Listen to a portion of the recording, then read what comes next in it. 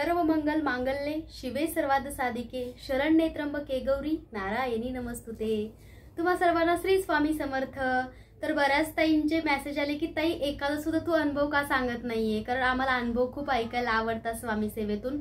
अनुभव तर असंख्य आपल्याकडे आहेत, रेकॉर्डिंग आहे, काही ताईंनी असं लिहून पाठवलंय, म्हणजे बरेचसेच अनुभव आपल्याकडे आहेत, पण सांगण्यासाठी वेळ भेटत नाहीये।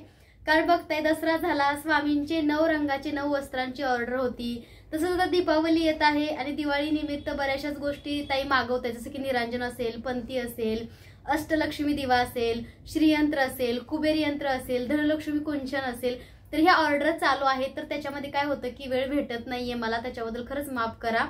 तर आज एक खूप चांगला आणि खूप जिवंत अनुभव असा स्वामींचा आलेला आहे एका भक्ताला। तर ती जोशी म्हणून त्यांचं नाव आहे, जोशी फॅमिली आहे, त्यांना स्वामींचा खूप मोठा आलेला अनुभव आहे। तर जोशी फॅमिली जी आहे ती आमच्या इथंच राहते पुण्यामध्ये। तर मी असंच वॉकला गेले होते एक दिवस, त्यांची माझी भेट झाली आणि स्वामी सेवेतून ओळख पण झाली। तर स्वामींच्या बद्दल मी त्यांना सांगत होते, तर जस्ट त्यांनी माझ्यासोबत एक अनुभव शेअर केला।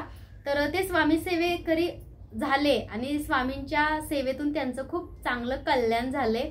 तसंच पहिल्यांदा ते अक्कलकोटला निघाले, जी जोशी फॅमिली आहे ते काका अचानक जॉबवरून त्यांनी त्यांच्या मिसेसला कॉल केला, अगं आता आपल्याला अक्कलकोटला अचानक जायचंय, म्हणजे ते कधी ठरवून नाही गेले, अचानक स्वामींचा बुलावा आला की माणूस अचानक अक्कलकोटमध्ये पोहोचतो। ठरवून प्लॅनिंग करून असं अक्कलकोटला जाणं होत नाही, कारण आपल्या मालकांचा म्हणजे आपल्या स्वामींचा सुद्धा बुलावा यावं लागतो की या माझ्या भक्तांनो माझ्या दर्शनासाठी। तसंच ह्या फॅमिलीला स्वामींनी बोलवून घेतलं अक्कलकोटामध्ये आणि ती फॅमिली अक्कलकोटला गेल्यानंतर त्यांच्या घरी चोरी झाली। म्हणजे अचानक ते अक्कलकोटामध्ये पोहोचले आणि त्यांचे जे म्हणजे त्या ताईंचे भाऊ होते, म्हणजे त्या काकांचे मेहुणे, त्यांनी त्यांना कॉल केला, अरे म्हणे तुझं घर फोडलंय आणि चोरांनी सगळं नेले तुझ्या घरात, काही सुद्धा शिल्लक ठेवलं नाही।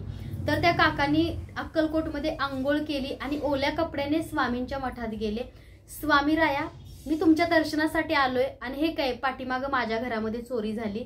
पण तुम्ही विचार करा की आपण जर स्वामींच्या पहिल्या दर्शनाला गेलो, आपल्या संग असं काय घडलं तर आपण काय म्हणू, अरे स्वामी आहे तर मग माझ्या घरी चोरी कशी झाली, मग कसं काय स्वामी आहेत। म्हणजे आपण मानव कसं आहे की वाईट झालं की देवाला मानत नाही, पण त्यांनी असं स्वामींना म्हटले नाही की स्वामी तुमच्याकडे मी आलो माझ्या घरी चोरी झाली, हे कसं शक्य आहे, काहीच नाही।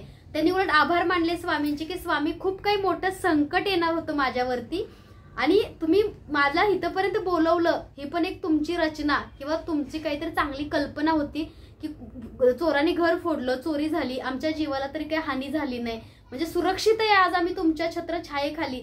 म्हणून त्यांनी स्वामींचे आभार मानले, ओल्या कपड्यांनीच काकाने त्यांचे आभार मानले। आपण काय म्हणतो, अरे माझ्या घरी 5 ते 10 तोळे सोन्याची चोरी झाली आज आणि मी महाराजांच्या दर्शनाला पहिल्यांदा गेलोय आणि हे कसं काय झालं, म्हणजे आपण दुःखी झालो असतो। पण जोशी फॅमिली दुःखी नाही झाली, उलट जोशी फॅमिलीला खूप आनंद झाला की स्वामी काहीतरी अघटित किंवा काहीतरी वाईट घडणार होतं, म्हणून तुम्ही माऊली आम्हाला तुमच्या चरणी बोलवून घेतलं आणि तेही इतक्या अर्जंटमध्ये, म्हणजे इतक्या तातडीने।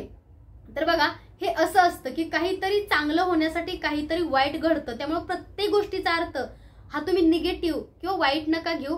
तर बघा 5 तोळं सोनं तर गेलं, पण जोशी फॅमिलीला काही गम नाही वाटला, कारण त्यांना वाटलं की आमचा जीव वाचला, आम्ही स्वामींच्या सानिध्यात आहे, आम्ही स्वामी माऊलींच्या दर्शनासाठी अक्कलकोटला आलो आणि काहीतरी वाईट घडणार होतं पण आमचा सगळ्यांचा जीव वाचला, हे खूप महत्वाचं आहे।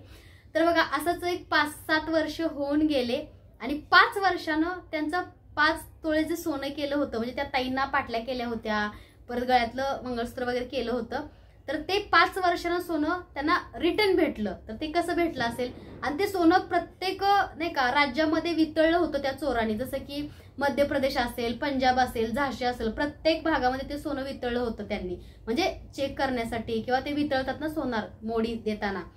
तर ते सोनं पोलिसांना सापडलं आणि ते पहिले राहायचे इथं चिंचवडला लिंक रोडमध्ये, तर ते लिंक रोडला राहायचे आणि तिथं ते त्यांचं घर होतं। मग ते 5 घरं फोडली होती चोरांनी, तर त्या 5 घरांचं सोनं त्यांनी परत केलं, तर त्यामध्ये त्यांचं सुद्धा घर होतं। तर त्यांना तिथल्या लोकांनी कॉन्टॅक्ट वगैरे केला की ते दुसरीकडे राहायला आले, पण कसं आजूबाजूचे संबंध कॉन्टॅक्ट असतात, तर त्यांना कॉन्टॅक्ट केला आणि पोलीस स्वतः ते 5 तोळं सोनं घेऊन त्यांच्या घरी आले आणि ते सोनं वितळलं प्रत्येक राज्यात, पण त्या सोन्याचं वजन तेव्हा होतं तेवढंच आज पण होतं।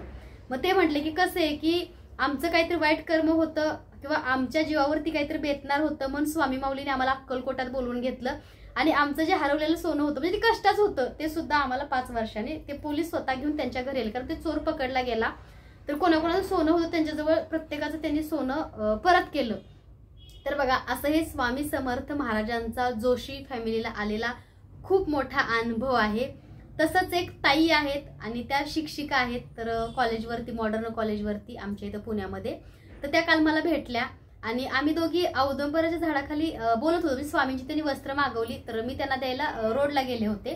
तर ताई म्हटलं, ताईंचं माझं स्वामींबद्दल बोलणं चालू होतं आणि आम्ही औदुंबरच्या झाडाच्या खाली म्हणजे औदुंबरचं झाडावरती होतं ना, आम्ही त्याच्या खाली होतो म्हणजे बरोबर. आणि ताई गाडीवरती बसल्या होत्या आणि आमचं स्वामींबद्दलच त्यांनी स्वामींचे अनुभव मला सांगत होत्या. तर वरून नाही का त्यांच्या गालावरती एक पटकन औदुंबरचं फळ पडलं. इतका आनंद झाला, पुन्हा एकदा पडलं. म्हणजे आम्ही स्वामींबद्दल बोलत होतो ना आणि स्वामी साक्षात ऐकत होते ह्याचीच प्रचिती असं समजत होतो आम्ही. इतका आनंद झाला आणि ताई त्यांचा अनुभव पण सांगितला, तो पण मी पुढच्या व्हिडिओमध्ये तुमच्याशी शेअर करणार आहे. तर बघा ह्या जोशी फॅमिलीच्या अनुभवावरून तुम्हाला खूप काही गोष्टी चांगल्या शिकायला भेटल्या असतील. कारण कसं असतं, प्रत्येक जण दुःखी आहे, प्रत्येक जण आज त्रासात आहे, म्हणून तर स्वामींचा धाव घेतो. जर आपल्या आयुष्यात जर दुःख नसतं तर आपण देवाच्या चरणी गेलो असतो का हो? नाही ना. भगवंत भेटण्यासाठी पण अशी परिस्थिती देवाने उभं केलेली असते. आणि कसं असतं, एवढं सगळं वाईट घडून सुद्धा आपल्या आयुष्यामध्ये भगवंत आहे, आपल्या कर्मामध्ये देव आहे, ह्याचा तुम्ही कधी पण आनंद माना. कर्म कधी वाईट नसतं आपलं.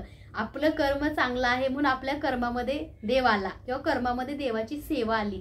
तुम्ही खूप गोष्टी वाईट बघता, पण देवाने एखादी गोष्ट चांगली दिलीये, गोड दिलीये, ते तुम्ही बघता का? नाही बघत. तर बघा प्रत्येकाला देव काही ना काहीतरी देत असतो. प्रत्येकाच्या आयुष्यात काही ना काहीतरी कमी असते.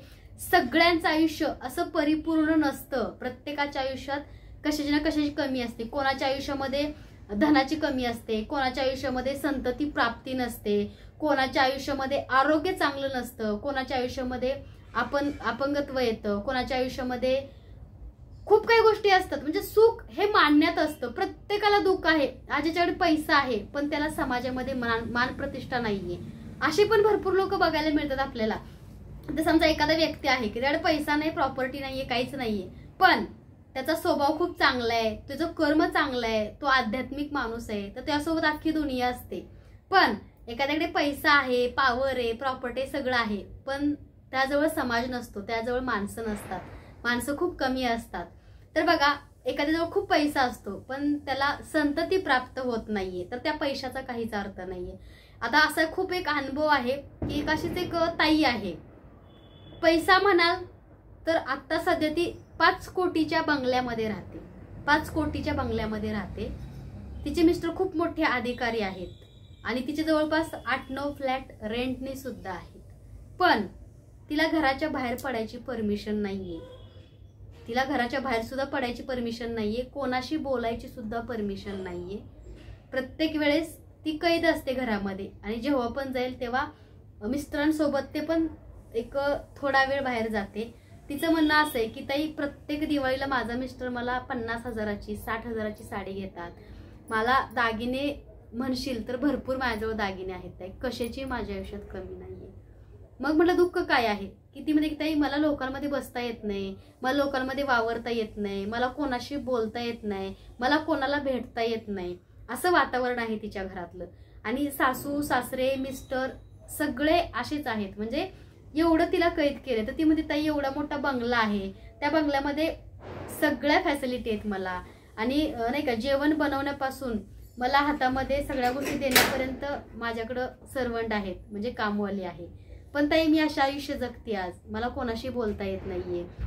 त्याच्यानंतर त्यांना नाही का असं कोणाला कॉल करायची सुद्धा परमिशन नाहीये, इतका वॉच असतो त्यांच्यावरती.